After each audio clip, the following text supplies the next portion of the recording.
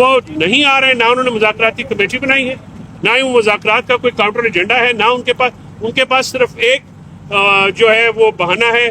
پہلے کہہ رہے تھے کہ مذاکرات نہیں کرتے، اب مذاکرات کے لیے تیار ہیں، تو مذاکرات کے لیے حکومت جو ہے وہ لگ رہا ہے کہ آگے لگ کے بھاگ رہی ہے.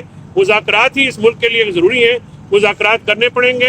حکومت ہو، اصل حکومت ہو، پاورفل لوگ ہوں، جتنے بھی لوگ ہیں، سب بیٹھ کے پاکستان کی فکر کریں، پاکستان کو اس جو مسائل ہیں اس سے ہم نکالیں. لیکن کیونکہ یہ گورنمنٹ جو ہے یہ پولیٹیکل ٹرموائل، جو پولیٹیکل عدم استحکام ہے، جو اکانومی کا عدم استحکام ہے، جو لا اینڈ آرڈر کی سچویشن ہے، اس کی بینیفیشری ہے.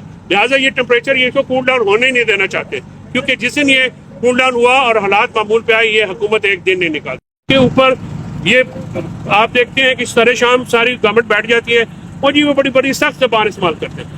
504 دن ہو گئے آج عمران خان صاحب کو، 504 دن ہو گئے ان کو قید میں. 300 کے قریب آپ نے جعلی مقدمے بنائے ہیں، 100 کے قریب ان کے پاس ایف آئی آر ہیں جب وہ ادھر تھے، انکلوڈنگ دس 9 مئی کے جو مقدمے ہیں وہ جیل کے اندر تھے. جب بھی کوئی احتجاج کی کال ہوتی ہے ان کے اوپر ایک مقدمہ ہو جاتا ہے. اور 100 رینجر کے ایکسیڈنٹ پہ جو شہید ہوئے ہمارے اہلکار، ان کا مقدمہ بھی عمران خان اور پوری پارٹی کے اوپر دے دیا گیا، حالانکہ ان کا کوئی لینا دینا نہیں ہے اس سے. وہاں پہ ایک انسیڈنٹ ہوا، اس کو اپروو کریں، جو اس کے ذمہ داران ہیں، ایک کو آپ نے اریسٹ کیا ہوا ہے، جو ذمہ داران ان کو سزا دیجیے.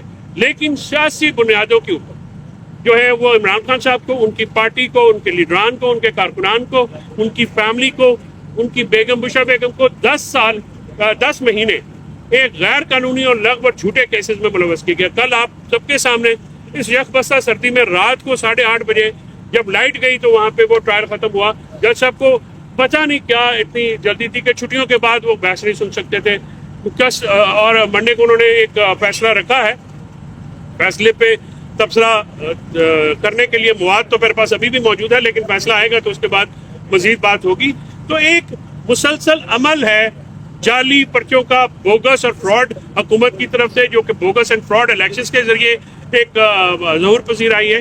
تو ان ساروں نے ایک ٹارگٹ کیا ہوا ہے. پی ٹی آئی 3 سالوں سے 2.5-3 سالوں سے مسلسل ریاستی جبر کا نشانہ بن رہی ہے. اور اسی وجہ سے میں آپ کو کہہ رہا ہوں کہ جو سول ڈس اوبیڈینس کی موومنٹ ہے اس میں 2 جو لیجیٹیمیٹ ہماری ڈیمانڈز ہیں، ایک کہ جوڈیشل کمیشن بنایا جائے، اس میں وہ بھی اپنے ثبوت رکھیں، ہم بھی اپنے ثبوت رکھیں 9 مئی کے اوپر اور 26 نومبر کے. اس کے بعد جو ہمارے اسیران ہیں، آپ ان کو ہم کو رعایت نہیں مانگ رہے. قانون کے مطابق ان کا 2 سال میں تو قتل کے ملزم باہر آ جائے. ان کے اوپر تو ابیٹمنٹ کا ماں کا اچاریہ جس کی 1 سال سزا ہے، تو وہاں پہ آپ نے ان کو 1.5 سال سے اندر رکھا ہوا ہے. آپ ان کی ضمانتیں دیجئے، جو عدلیہ ہے وہ بھی نوٹس لے کہ بنیادی حقوق ڈیمانڈ کرتے ہیں کہ ان کی ضمانتیں لی جائیں. ان کے خلاف یہ پروسیکیوشن نہیں ہو رہی، یہ پرسیکیوشن ہو رہی ہے، یعنی ان کو ٹارگٹ کیا جا رہا ہے. تو یہ ہماری لیجیٹیمیٹ ڈیمانڈز ہیں. اس کے اوپر حکومت جو ہے وہ مسلسل پہلو تو ہی برت رہی ہے.